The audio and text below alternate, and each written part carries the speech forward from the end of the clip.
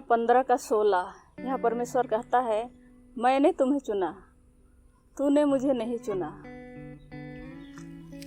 मैं सरना धर्म से आती हूँ, जहाँ पूजा पाठ होता है, और मैं अपना पूजा पाठ में पूरा विश्वास करती थी, और मैं बुद्धि पाने के लिए उसकी उपासना करती थी। जब मैं 10 क्लास लिखने के लिए तैयार हुई मेरे 3 साथियों के साथ, और मैं चाहती थी कि मैं अच्छा नंबर से पास करूं, और इस तरह पूजा करने के लिए शुरू की। 3 जगह पूजा करने गई, लेकिन मुझे कहीं भी बुद्धि मिला ऐसा महसूस नहीं हुआ।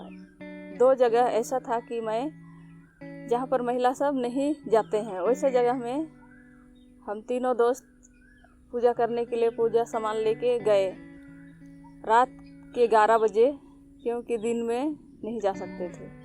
और हम लोग वहाँ पूजा किए। मैं विशेषकर पूजा की ईश्वर से बुद्धि मांग रही थी, लेकिन वहाँ भी मुझे बुद्धि नहीं मिला। मैं अपना ईश्वर से सवाल जवाब कर रही थी कि मुझे बुद्धि चाहिए, बुद्धि दीजिए, और इसके लिए मुझे कोई संकेत या कोई आवाज़ सुनाई देना चाहिए, और मैं मान लूँ कि मुझे बुद्धि मिल गया।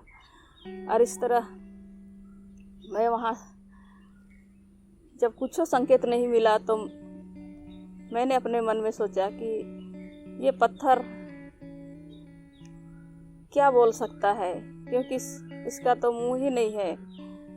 और मेरा साथियों ने भी कहा ये देवी देवता बोलते नहीं हैं। और इस तरह मैं वहाँ ठोकर खाई, और वहाँ से मैं पूजा पाठ करने छोड़ दी। और जब मेरा मैट्रिक एग्ज़ाम लिखने का समय आया, मैं 3 घंटा का रास्ता पैदल चल के शहर पहुँची, क्योंकि वहाँ सेंटर पड़ा था। और डेरा खोजने के लिए वहाँ पहुँचे अपने पिताजी के साथ, और एक घर में पहुँचे, रिश्तेदार का घर में।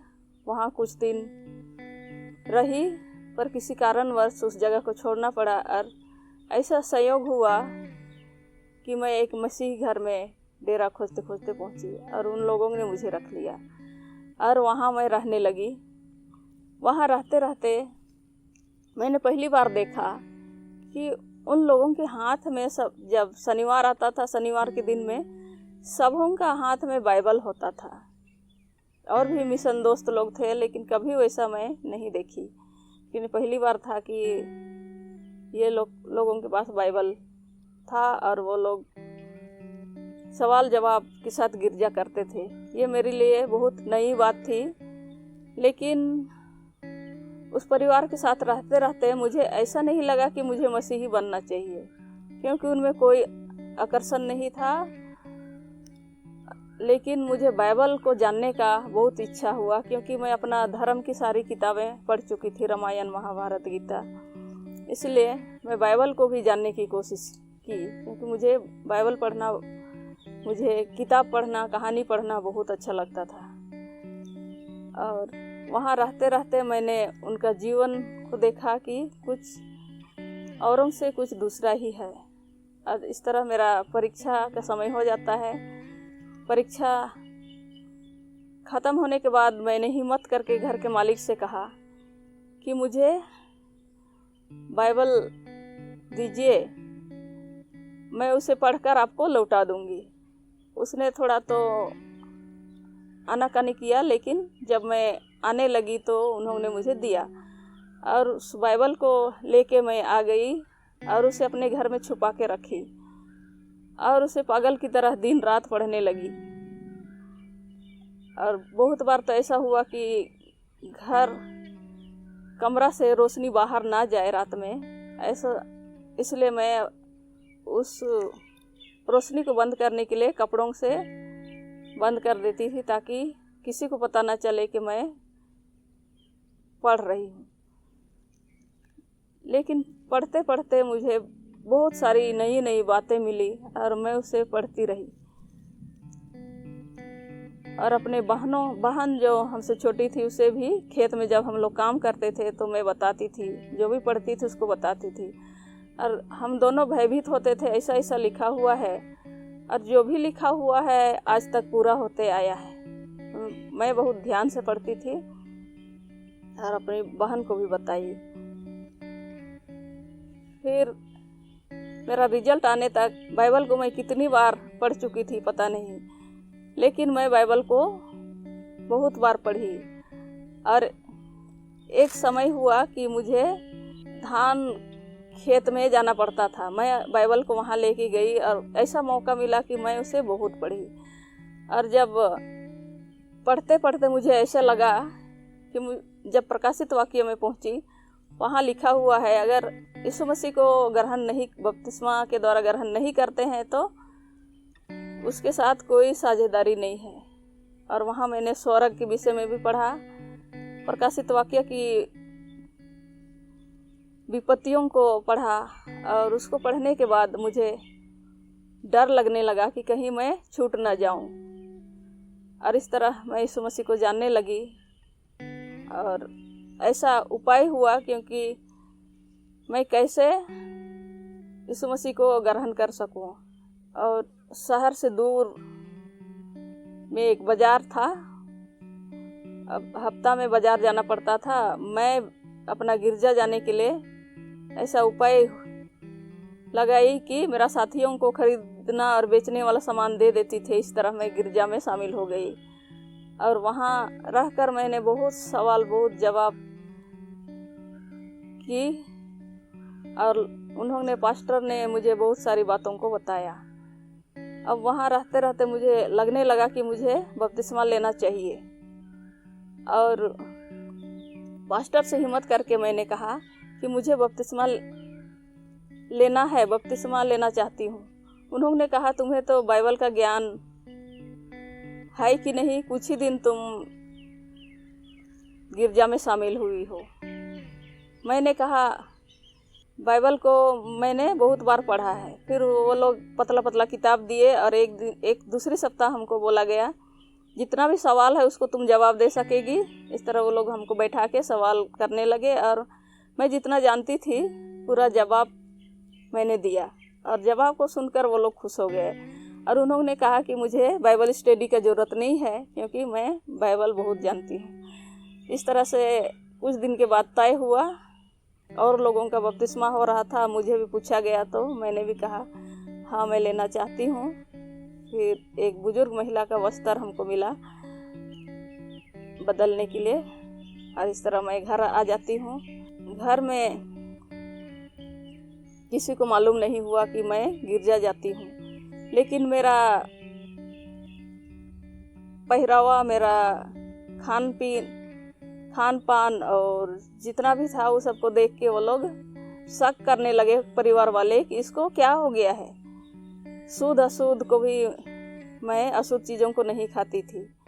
उन लोगों ने ध्यान दिया मुझे और जाना कि ये ज़रूर मसीही हो गई है और मैं मसीही हो चुकी थी। इस तरह घर वालों को पता चलता है, फिर पूरा गांव वालों को पता चल जाता है कि मैं मसीही हो गई हूँ। इस तरह से पूरा लड़ाई शुरू होता है। गांव वाले माँ बाबा लोग को गाली देते हैं, बेटी को क्यों जाने दिया गलती रास्ते पर। इस तरह गांव वाले मेरे परिवार को मंडली बाहर कर दिए, लेकिन मेरे घर वाले मुझे उतना गाली नहीं दिए, दूसरे लोग गाली देते थे। फिर वहाँ रहते रहते बपतिस्मा के बाद मुझे बहुत सारा संकट का सामना करना पड़ा, क्योंकि घर का जो देवता था उससे मेरा सामना हुआ। जब मैं सोने के लिए बिस्तर में जाती थी तो वो आ जाता था और बोलता था इस घर में तुम रहेगी या मैं रहूँगा। अब मैंने कहा मुझे रहना है क्योंकि मेरा घर है। और इस तरह से कुश्ती के समान एक दूसरे के साथ लड़ाई होता था और छोड़ के चला जाता था, लेकिन मुझे उस घर से निकालने नहीं सका। वो बहुत कोशिश किया कि मुझे घसीट के बाहर निकाले, लेकिन मैं इतना ही बोलती थी कि मेरा ईश्वर का शक्ति ज़्यादा है, मैं सच्चा ईश्वर को मानती हूँ और मेरा ईश्वर का शक्ति ज़्यादा है। और इस तरह वो हार मान लेता है बहुत दिन संघर्ष करने के बाद। और घर वालों को पता नहीं चलता है कि ऐसा मैंने शैतान को वहाँ से भगा दिया है।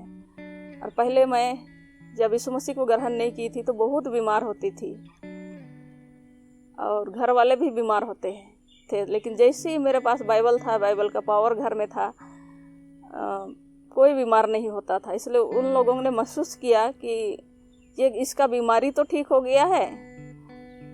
उतना तक तो हम लोग मैं अपने घर में शांति से रहती थी, लेकिन कुछ दिनों के बाद गांव वाले रिश्ता लेके आने लगे और मैं चाहती थी कि सांसारिक लोगों से शादी ना करूं, पर कोई अच्छा मसीही लड़का मुझे चाहिए। और इस तरह से घर में भी समस्या हो जाता है।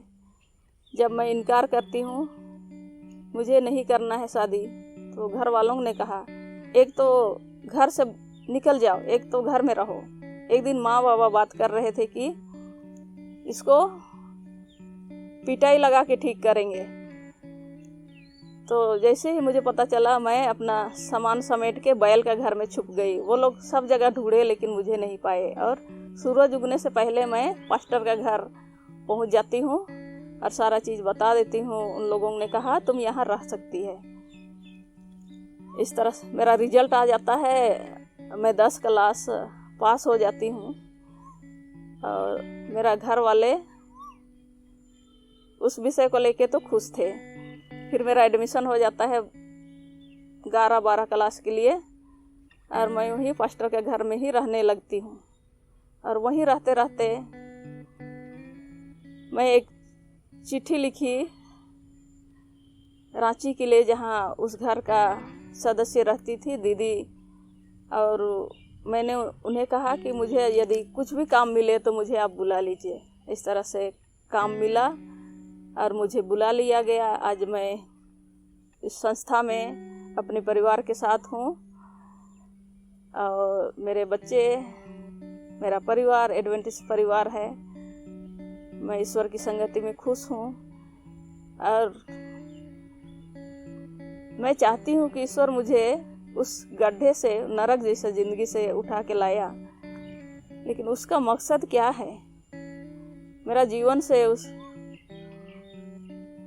उसकी इच्छा क्या है? मैं आज भी चाहती हूँ कि मेरा जीवन से उसकी महिमा होने पाए।